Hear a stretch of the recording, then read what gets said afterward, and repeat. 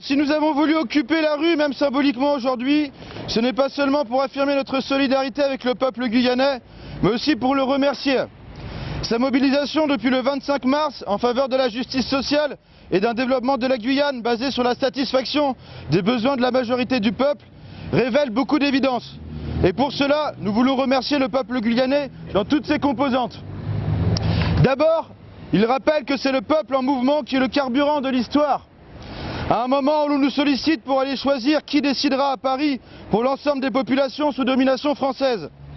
Si les revendications ne sont pas encore satisfaites, le peuple guyanais fait bruyamment éruption pour redire que c'est par la lutte collective que l'on change l'ordre des choses.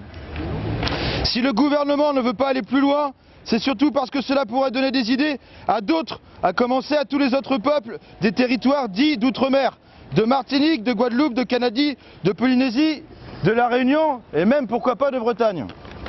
Si le gouvernement est aussi bloqué, c'est aussi parce que, comme le rappelle l'Assemblée des peuples de la Caraïbe, le libéralisme sauvage, le désengagement de l'État et les attaques contre les acquis sociaux font la loi. La vie continuera à devenir de plus en plus chère et les conditions de subsistance de plus en plus dures. D'autre part, la politique menée par les autorités françaises dans les territoires sous tutelle participe de leur vision impérialiste. On sait que ce sont ces pays qui lui donnent à la France un statut de puissance maritime mondiale et, pour ce qui concerne la Guyane, de puissance spatiale. Ils sont également la tête de pont pour sa pénétration diplomatique, commerciale et militaire dans la région caribéenne. Et rappelle aussi que les secteurs progressistes de la métropole ont la solidarité anti-impérialiste et anticolonialiste qui fait défaut. Merci au peuple guyanais d'avoir rappelé que la France est et reste un État colonialiste, que c'est un État raciste, en Guyane comme ailleurs dans les prétendus territoires français d'outre-mer. Les blancs de la métropole monopolisent les emplois de qualité. Pour les autres, la racialisation des rapports sociaux a des conséquences très concrètes en termes d'accès à l'emploi, à la formation, à l'éducation, aux soins, à la sécurité.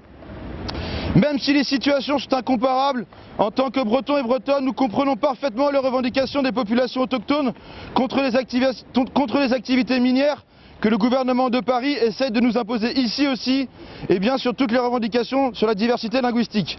La colère de Cazeneuve suite aux excuses de sa ministre au peuple guyanais est à rapprocher des prises de position de Éric Ciotti, député de la frange la plus à droite des Républicains sur la même question. Le mouvement populaire guyanais révèle très concrètement que la France est un État plurinational. Ceux qui refusent de le reconnaître, tout en se prétendant antiracistes et anticolonialistes, refusent de remettre en cause leurs privilèges de blancs. Nous ne souhaitons qu'une chose, que les Guyanais obtiennent satisfaction et que leur colère, leur dignité, leur détermination soient contagieuses. Et je dirais pour conclure, nous bon que ça.